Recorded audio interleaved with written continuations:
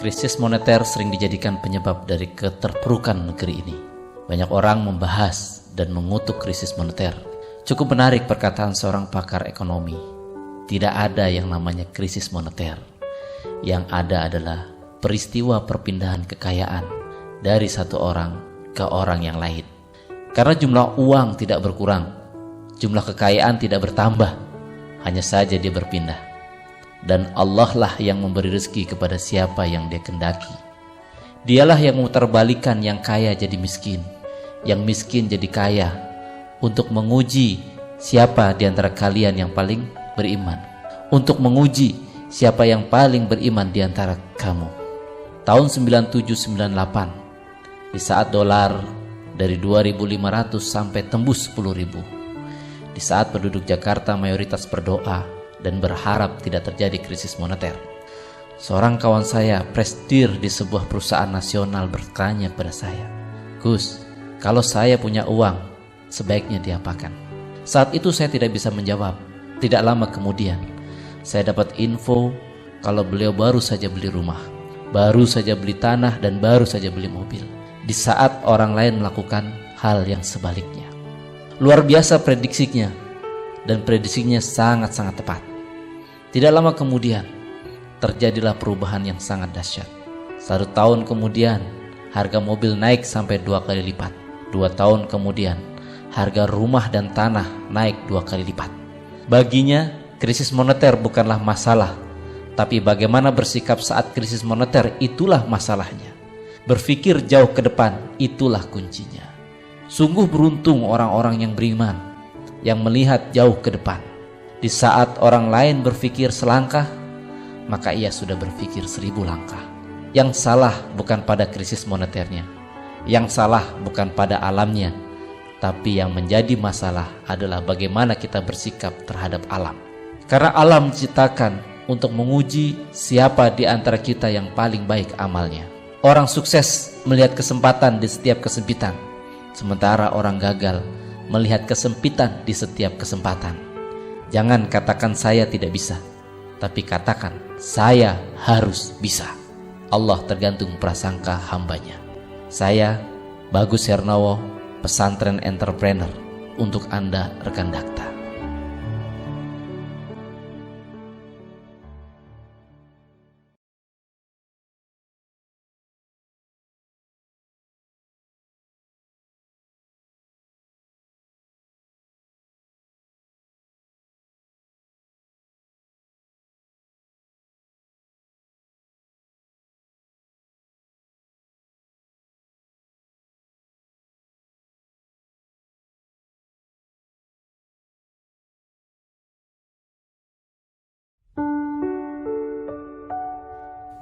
Peluang dan kesempatan seringkali menjadi alasan kenapa seseorang gagal. Ada yang mengatakan, andaikan saya diberi kesempatan, pasti saya akan sukses. Andaikan ada peluang, saya pasti berhasil. Peluang dan kesempatan adalah 50% dari kesuksesan. Tapi ingat, 50%-nya lagi ada pada kesiapan. Banyak orang yang mendapatkan kesempatan, tapi dia tidak siap. Dan ada yang siap, tapi dia tidak mendapatkan kesempatan. Al-Quranul Karim mengatakan kalimat yang sangat menarik dalam surat Al-Mu'minun ayat pertama. Sungguh beruntung orang-orang yang beriman. Keberuntungan didapatkan saat bertemunya kesiapan dan kesempatan. Kesuksesan adalah perkalian antara variabel kesiapan dan variabel kesempatan. Jika kesiapan sudah matang dan kesempatan terbuka lebar, maka dia akan mendapatkan keberuntungan yang besar, kesuksesan yang besar. Biarkan kesempatan dan peluang Allah yang akan berikan, karena itu adalah hak prerogatif Allah sebagai Sang Maha Kuasa. Tapi kesiapan adalah hak prerogatif kita sebagai manusia. Mempersiapkan kesiapan jauh lebih sulit dari mencari kesempatan. Ada perkataan, ada gula, ada semut. Jika memiliki syarat-syarat untuk sukses, maka kesuksesan dan kesempatan akan datang dengan sendirinya. Jangan salahkan jika kesempatan itu tidak datang, tapi salahkan kenapa kita tidak mempersiapkan diri agar kesempatan itu segera datang. Biji-biji kegagalan tidak akan menghasilkan buah kesuksesan. Jika Anda menginginkan buah-buah kesuksesan, maka Anda harus menanam biji-biji kesuksesan. Mari bangun potensi, bangun produktivitas, tingkatkan skill dan keahlian kita. Maka pasti Anda akan menjadi orang-orang yang beruntung. Jangan tunggu kesempatan itu datang, baru Anda bersiap-siap. Karena ingat, kesempatan itu tidak akan menunggu sampai Anda siap. Tapi kita harus siap-siap menunggu kesempatan itu datang. Dan beruntunglah orang-orang yang beriman, karena dia selalu yakin dan dia selalu bersiap untuk menunggu kesempatan itu datang. Dan dia sangat yakin bahwa pertolongan Allah itu sudah dekat.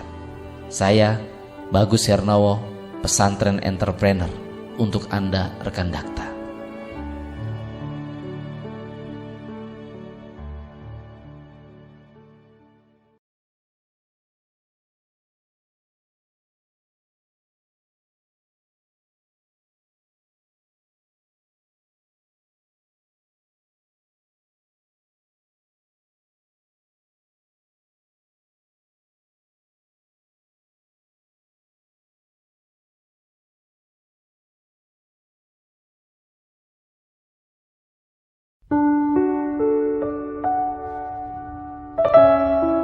Ada seorang anak masih duduk di bangku TK.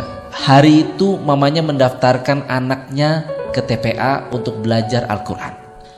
Anak ini senang sekali bisa ikut TPA. Beberapa hari kemudian sang anak mengajukan permintaan kepada mamanya. "Ma, aku ingin seperti bu guru. Aku ingin pakai jilbab seperti bu guru." "Jangan nak," jawab mamanya. "Kamu jangan pakai jilbab. Kamu belajar ngaji saja, jangan ikut-ikutan pakai jilbab." Sesekali ia mau menuruti mamanya, tapi lain kesempatan ia berkata lagi, "Ma, aku ingin seperti bu guru. Aku ingin pakai jilbab seperti bu guru, seperti teman-temanku. Aku malu kalau tidak pakai jilbab." "Jangan nak," anak itu mulai mengancam. "Kalau tidak boleh pakai jilbab, aku tidak mau ikut TPA." "Jangan sayang, tapi kan aku maunya pakai jilbab." "Jangan sayang." "Ma, jangan. Ma, jangan Anton." Cerita ini nampaknya lucu. Bagaimana mungkin seorang anak laki-laki ingin pakai jilbab hanya karena gurunya pakai jilbab, hanya karena teman-temannya pakai jilbab? Terkadang kita pun mengalaminya. Sebagian besar orang salah memilih contoh, salah memilih figur yang layak dicontoh. Banyak laki-laki mencontoh gaya wanita, sedangkan wanita mencontoh gaya laki-laki. Kegagalan seseorang dalam hidup ini biasanya karena dia salah memiliki contoh, karena ia tidak memiliki contoh yang tepat. Sungguh dalam diri Rasulullah terdapat suri tauladan yang baik, yang patut dicontoh untuk sepanjang masa. Saya, Bagus Hernawo, pesantren entrepreneur, untuk Anda rekan Dakta.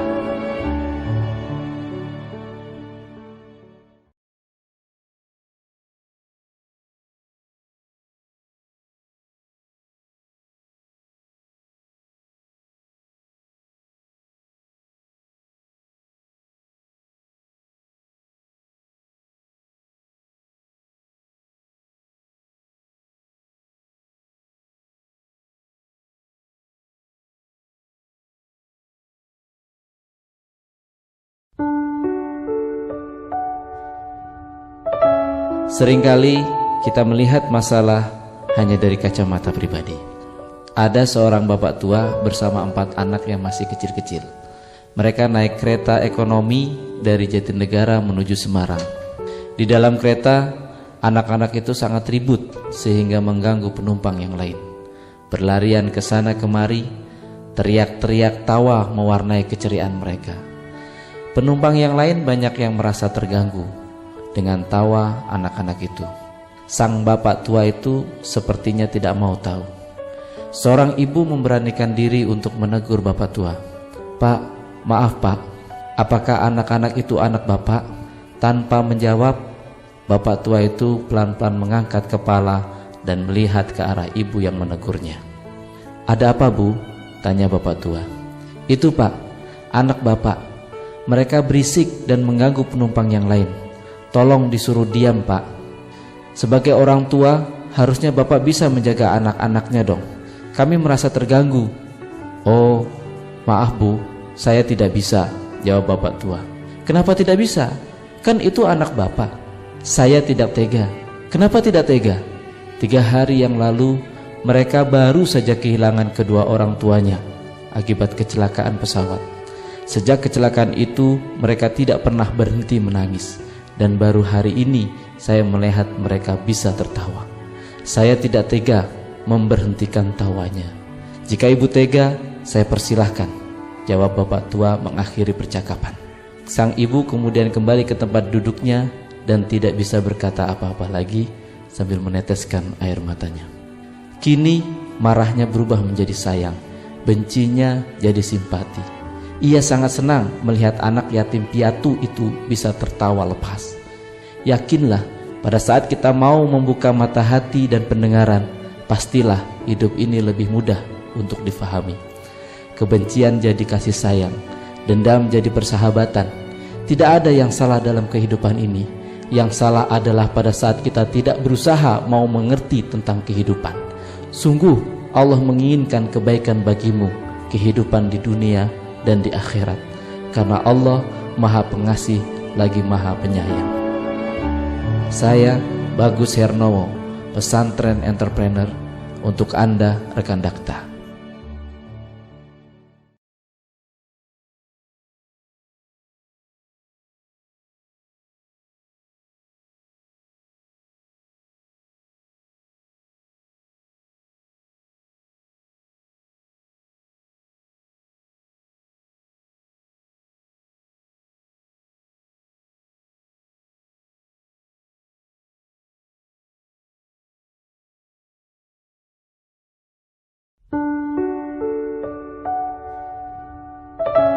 Beberapa tahun yang lalu, saya bertemu dengan atasan untuk mengundurkan diri dari pekerjaan. Bos saya bertanya, "Pak Bagus, setelah Anda keluar kerja, apa yang akan Anda lakukan?" Saya menjawab, "Saya akan berbisnis, Pak." "Berbisnis?" tanyanya. "Pak Bagus, saya mau kasih saran. Jadi orang jangan neko-neko. Seperti saya ini, kalau dihitung-hitung, maka penghasilan saya sekitar 2,5 juta per bulan. Apa yang saya lakukan? Saya bersyukur. Saya menerima apa yang Allah berikan kepada saya dengan kesyukuran. Saya nikmati dan saya tidak neko-neko. Dalam hati saya, orang ini begitu egois. Dia hanya mementingkan dirinya sendiri. Kalau memang cukup dengan 2,5 juta per bulan, kenapa tidak mencari 20 juta yang 17,5 jutanya kasih orang lain? Jika kita cukup dengan penghasilan kita sekarang, kenapa tidak mencari lagi untuk bisa membantu orang lain? Masih banyak saudara-saudara kita yang membutuhkan bantuan kita. Seringkali cita-cita kita kecil karena kita sangat-sangat egois. Kita sering bekerja dengan target hanya untuk memenuhi kebutuhan keluarga. Di suatu pelatihan, saya pernah bertanya kepada seorang peserta, "Berapa penghasilan yang Anda inginkan?" Ada yang menjawab, "Saya tidak tahu, Pak. Saya tidak tahu ingin punya penghasilan berapa. Tapi yang saya inginkan, saya ingin punya pesantren yang mampu menampung minimal 100 santri yatim piatu atau fakir miskin. Dan mereka semua free, mereka semua gratis. Kalau saya hitung-hitung, saya harus punya penghasilan minimal 100 juta per bulan. Bagaimana dengan cita-cita Anda? Berapa penghasilan yang Anda inginkan per bulan? Berapa banyak Anda ingin punya anak asuh? Berapa banyak Anda ingin punya anak yatim piatu?" Bisa jadi penghasilan kita sekarang kecil karena cita-cita kita memang masih kecil. Cita-cita kecil karena kita hanya memikirkan diri sendiri. Barang siapa yang membantu menyelesaikan masalah orang lain, maka Allah akan membantu menyelesaikan masalahnya. Allah akan melipat gandakan rezeki yang diinfakkan tanpa batas. Dan sebaik-baik kamu adalah yang paling banyak manfaatnya. Saya Bagus Hernowo, pesantren entrepreneur, untuk Anda rekan Dakta.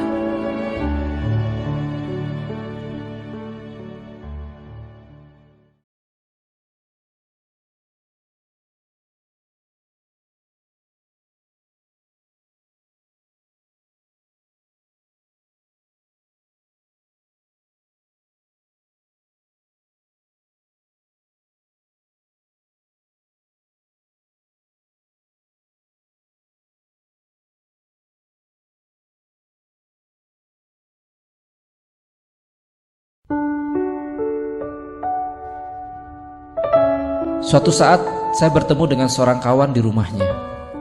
Sambil bersilaturahim, saya ingin mengajaknya berbisnis. "Pak, ayo Pak ikut bisnis dengan saya." "Saya tidak mau Pak," jawabnya mantap. Kemudian saya tanya, "Kenapa?" Jawabnya, "Saya takut kaya." Saat itu saya kaget. Ternyata ada orang yang takut kaya. Dia sangat paham kalau menjalankan bisnis resikonya adalah kaya. Lalu saya bertanya, "Kenapa Anda takut kaya?" "Saya takut hubud dunia. Saya takut cinta kepada dunia." Dalam hati saya, luar biasa kawan saya ini. Dia orang yang soleh. Dalam hati saya berdoa, "Ya Allah, orang soleh seperti inilah yang harusnya kaya." Karena kalau kekayaan dipegang oleh orang-orang yang soleh, insya Allah rahmatan lil alamin. Tapi sayangnya, orang solehnya tidak mau kaya, orang kayanya tidak mau soleh. Kemudian saya bertanya, apakah hubud dunia penyakitnya orang kaya saja? Tidak. Orang miskin pun banyak yang menderita penyakit hubud dunia. Masalahnya bukan di kaya atau di miskinnya, tapi bagaimana kita bersikap terhadap kekayaan. Dengan alasan inilah banyak umat Islam yang tidak mau bekerja keras, tidak mau berusaha menjadi orang kaya, dan tidak mau menjadi orang besar. Umat Islam terlalu besar untuk punya cita-cita kecil. Umat Islam harus kaya seperti kayanya Abu Bakar As-Siddiq, seperti kayanya Umar bin Khattab, dan seperti kayanya Utsman bin Affan. Karena kekayaan mereka lah Islam bisa berjaya. Rasulullah mengajarkan kita untuk berdoa, "Ya Allah, aku berlindung kepadamu dari kekufuran dan kefakiran. Aku berlindung kepadamu dari azab kubur." Yang menjadi masalah bukan seberapa banyak kita mendapatkan uang, tapi uang itu dari mana dan untuk apa. Kata Rasulullah, kita tidak boleh iri kecuali kepada 3 orang. Pertama, orang yang berilmu yang mengamalkan dan mengajarkannya. Yang kedua, orang yang mati syahid. Dan yang ketiga, orang yang kaya yang dermawan. Ingatlah, kita adalah harapan masa depan umat. Bangkit mulai sekarang. Harapan itu pasti ada. Allah bersama kita. Saya Bagus Hernowo, pesantren entrepreneur untuk Anda rekan dakta.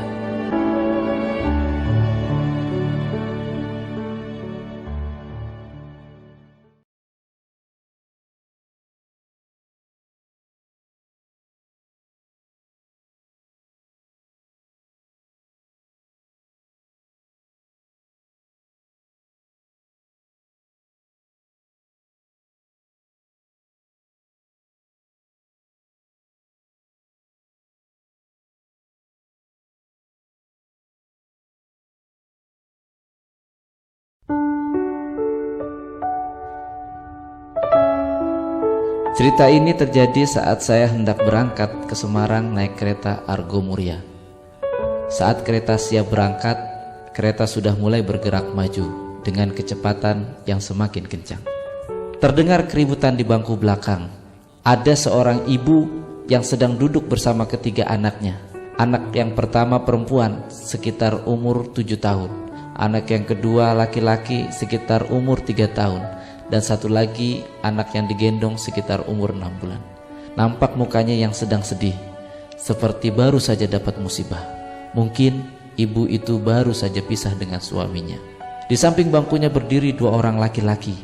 "Maaf Bu, ini bangku saya," kata laki-laki itu. "Ini bangku saya," jawab ibu itu dengan mantap.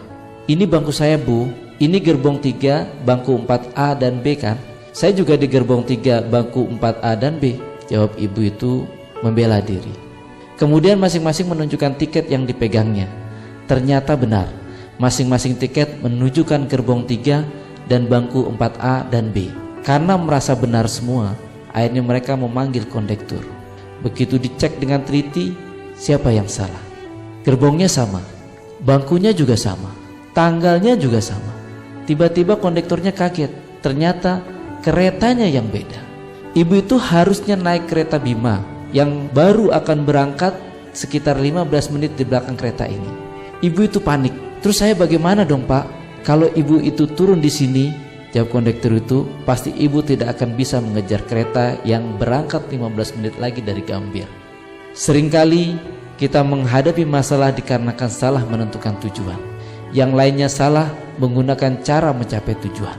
Ibnu Qayyim mengatakan, dua ilmu yang harus dimiliki untuk mencapai kesuksesan, ilmu ma'rifatullah dan ilmu ma'rifatul insan.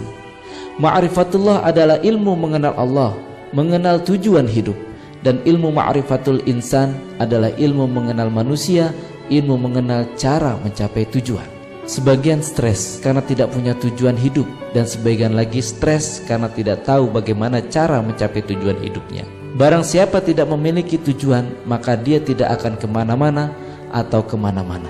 Sesungguhnya solatku, ibadahku, hidup dan matiku hanya kepada Allah, Tuhan semesta alam. Saya Bagus Hernowo, pesantren entrepreneur, untuk Anda rekan Dakta.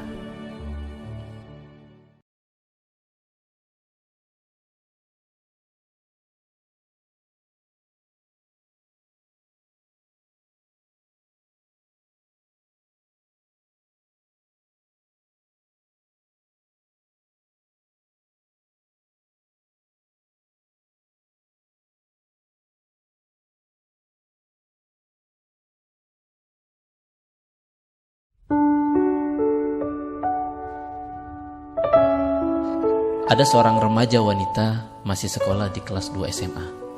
Setiap hari dia ditugaskan untuk merawat neneknya. Neneknya sudah lumpuh. Hidupnya hanya dihabiskan di tempat tidur. Suatu saat ia mulai protes karena ketidakadilan yang dirasakannya. "Ma, gantian dong yang merawat nenek. Masa setiap hari harus aku?" Kemudian mamanya memotivasi, "Nak, merawat nenek pahalanya banyak." Sesekali anak itu mau menuruti mamanya, tapi di saat lain ia mulai protes lagi. "Ma, gantian dong yang merawat nenek. Masa setiap hari harus aku? Kenapa harus aku? Kenapa tidak mama? Kenapa tidak papa? Kenapa tidak kakak atau adik yang merawat nenek? Tapi kenapa harus aku?" Protesnya mulai keras. Mamanya memeluk sambil menangis. "Nak, kamu sudah besar. Kamu benar-benar mau tahu kenapa?" "Iya, Ma. Dulu saat kamu masih umur 6 bulan. Malam itu rumah kita kebakaran. Semua orang menyelamatkan diri dan barang-barang yang bisa diselamatkan. Papa dan nenek menggendong kakak-kakakmu dan mama menggendong kamu. Setelah kita keluar semua, papa bertanya, 'Mana bayinya?' Tanpa sadar ternyata yang mama gendong bukan bayi, tapi guling kecil. Kami baru sadar, ternyata kamu masih di dalam rumah, di lantai 2. Tiba-tiba saja dari arah belakang, lari menerjang masuk ke dalam rumah. Ternyata nenekmu, Nak. Nenekmu lari memaksa masuk ke dalam rumah. Kemudian naik menerobos ke lantai 2. Setelah membawamu, nenek terjun dari lantai 2. Terjun sambil menggendong kamu. Dan mulai saat itulah nenekmu lumpuh." Anak itu terdiam sambil meneteskan air mata tanpa suara. Mulai saat itu, ia tidak pernah lagi protes saat-saat disuruh merawat neneknya. Bahkan hari-harinya dihabiskan untuk merawat neneknya. Ia sangat senang dan bangga bisa merawat neneknya. Ia bangga pada neneknya. Tiada kesenangan melebihi kesenangan merawat neneknya. Andaikan kita tahu kenapa kita berbuat sesuatu, maka pastilah kita akan bekerja dengan ikhlas, tekun, dan serius. Ingat dan yakinlah, suatu saat kita akan paham, apapun akan kita lakukan untuk membahagiakan orang yang kita cintai dan yang mencintai kita. Karena Allah sangat-sangat mencintai kita, dan kita mencintai Allah. Saya, Bagus Hernowo, pesantren entrepreneur, untuk Anda rekan Dakta.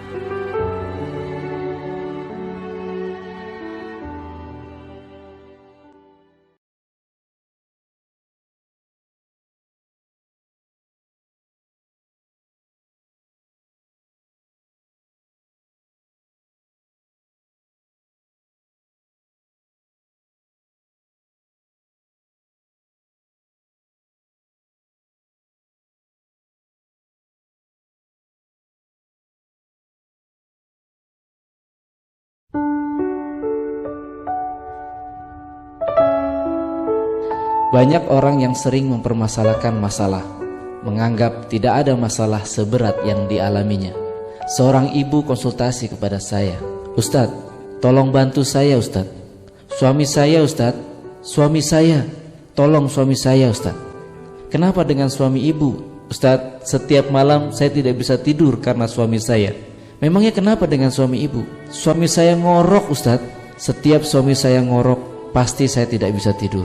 Tolong Ustadz, beri kami solusi." "Ibu, seharusnya ibu bersyukur karena masih bisa mendengar ngoroknya suami. Itu tandanya suami ibu masih bersama ibu. Jika sudah tidak terdengar ngoroknya suami, hati-hati, itu ada dua kemungkinan. Suami ibu sudah pindah ke kubur atau pindah kasur." Seminggu kemudian, ibu tadi memberi kabar lagi, "Alhamdulillah Ustadz, masalah kami sudah selesai." "Apakah suami ibu sudah tidak ngorok lagi?" tanya saya penasaran. "Tidak Ustadz, bahkan sekarang ngoroknya semakin keras. Tapi sekarang saat saya mendengar ngoroknya suami, saya seperti mendengar lantunan musik terindah di dunia." Ingatlah, seringkali yang menjadi masalah dalam hidup ini bukanlah pada masalah itu sendiri, tetapi ada pada cara kita melihat masalah. Bisa jadi masalahnya tidak berubah, tapi pada saat cara pandang kita berubah, ternyata seringkali masalah itu menjadi bukan masalah. Allah tidak akan merubah suatu kaum sehingga mereka mau mengubah diri mereka sendiri. Dan yakinlah, Allah tidak akan memberi ujian melebihi kesanggupan hambanya, karena Allah menginginkan kebaikan bagi hambanya. Saya Bagus Hernowo, pesantren entrepreneur, untuk Anda rekan Dakta.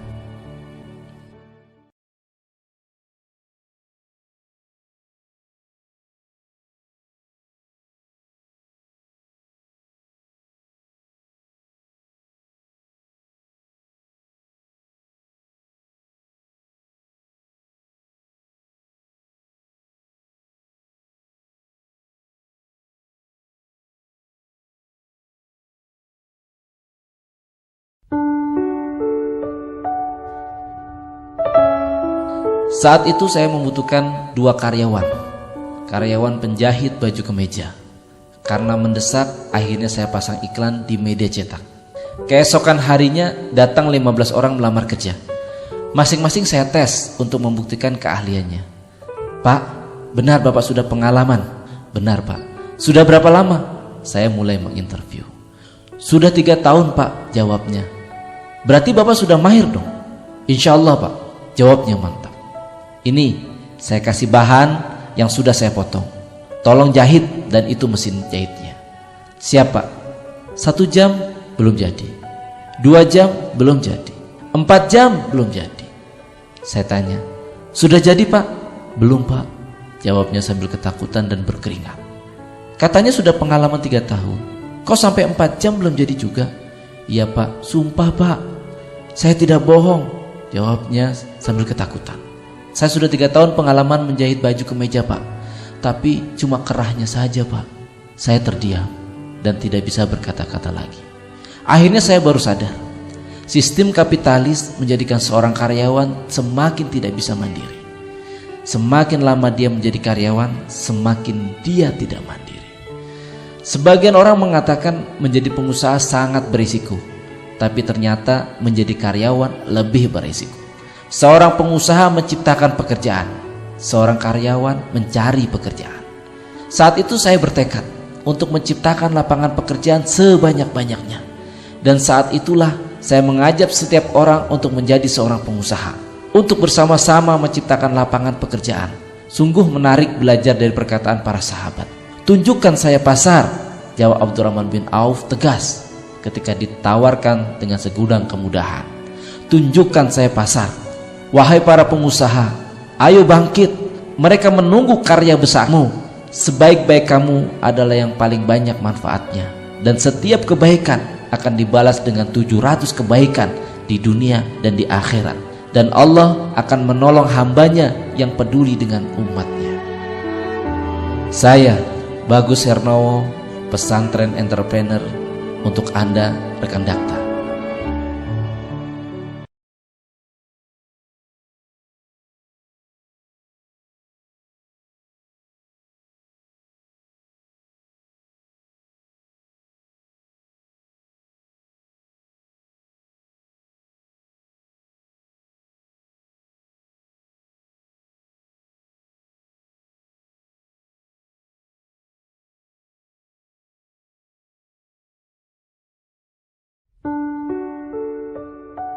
Beberapa waktu lalu, seorang pemuda minta bertemu dengan saya.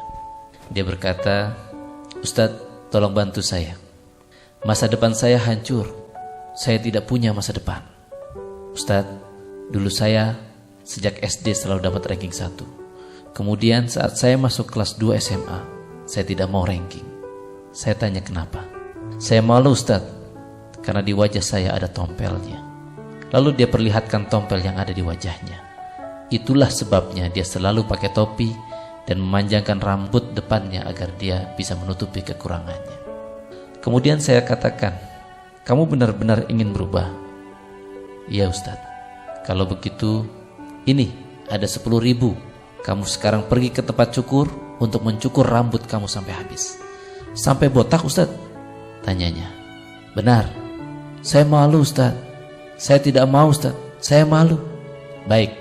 Kalau begitu sekarang silakan kamu pulang. Saya tidak bisa membantu kamu karena kamu sendiri tidak mau membantu diri sendiri." Dia terdiam dan akhirnya dia bersedia untuk mencukur rambutnya. Kemudian saya setelkan sebuah film motivasi dari laptop yang saya pegang. Dalam film itu ada seorang pemuda yang dilahirkan tanpa kedua lengannya. Dengan semangat ia terus maju. Pemuda itu terus berusaha mencapai kesuksesan, yang akhirnya dia bisa menulis, bisa melukis, bahkan bisa menyetir mobil. Lalu saya tanya lagi, "Wahai anak muda, kalau dibandingkan dengan kondisi kamu dan kondisi pemuda itu, mana yang lebih baik?" Jawabnya tegas, "Saya lebih baik Ustaz.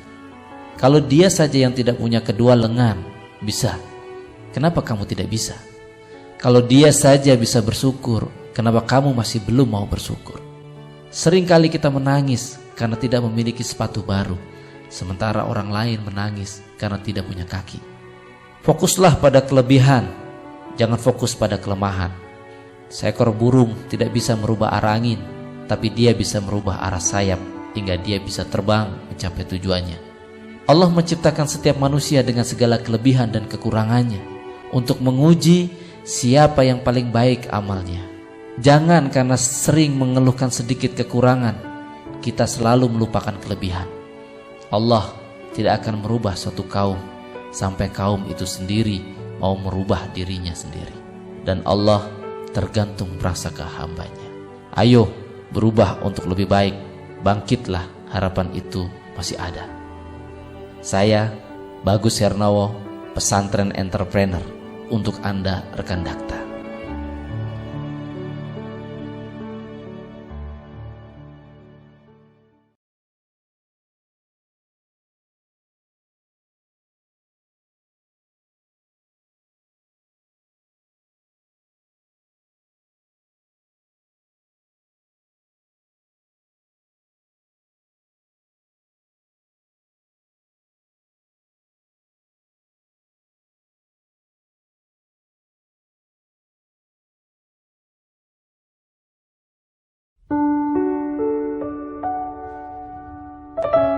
Dr. Salim Assegaf Al-Jufri pernah mengatakan dalam sebuah seminar, sukses adalah kepastian. Seperti pastinya kalau pulpen saya jatuhkan, pasti jatuh. Kalau saya jatuhkan sekali, pasti jatuh. Saya jatuhkan 10 kali, pasti jatuh. 100 kali, pasti jatuh. Kalau saya jatuhkan 1.000.000 kali, pasti jatuh. Kalimatnya tidak menggunakan kata insya Allah, karena jatuh adalah kepastian, dan jatuhnya adalah kehendak Allah, kecuali Allah menghendaki lain. Sukses adalah kepastian. Siapapun Anda, maka pasti Anda akan sukses. Masalahnya hanyalah seberapa lama Anda akan sukses. Pulpen itu pasti jatuh. Maka ada 2 rumus agar pulpen itu jatuh. Yang pertama, Anda harus action. Anda harus bergerak melepaskan pulpen itu dari tangan Anda. Banyak orang yang ingin sukses tapi dia tidak pernah action. Banyak orang yang ingin mendapatkan keinginannya tapi dia tidak pernah berbuat. Kedua, Anda harus sabar menunggu sampai pulpen itu jatuh. Banyak orang berbuat tapi dia tidak sabar. 50% kegagalan adalah karena mereka tidak mau action, talk only. 50%-nya lagi karena mereka tidak sabar menunggu sampai jatuh. Tidak ada kata gagal. Yang ada adalah mereka berhenti sebelum sampai. Seorang pakar ekonomi mengatakan, 90 dari 100 orang yang terjun di dunia entrepreneur tidak mampu bertahan sampai tahun kelima. Ingat, kesuksesan bukanlah saat Anda berada di puncak, tapi saat Anda mampu menikmati proses menuju puncak. Seringkali kita berhenti di detik-detik terakhir menuju gerbang kesuksesan. Tidak selamanya jalan itu mendaki. Yakinlah, di ujung jalan itu pasti ada jalan menurun. Bersama kesulitan pasti ada kemudahan. Allah bersama orang-orang yang sabar. Saya, Bagus Hernawo, pesantren entrepreneur, untuk Anda rekan dakta.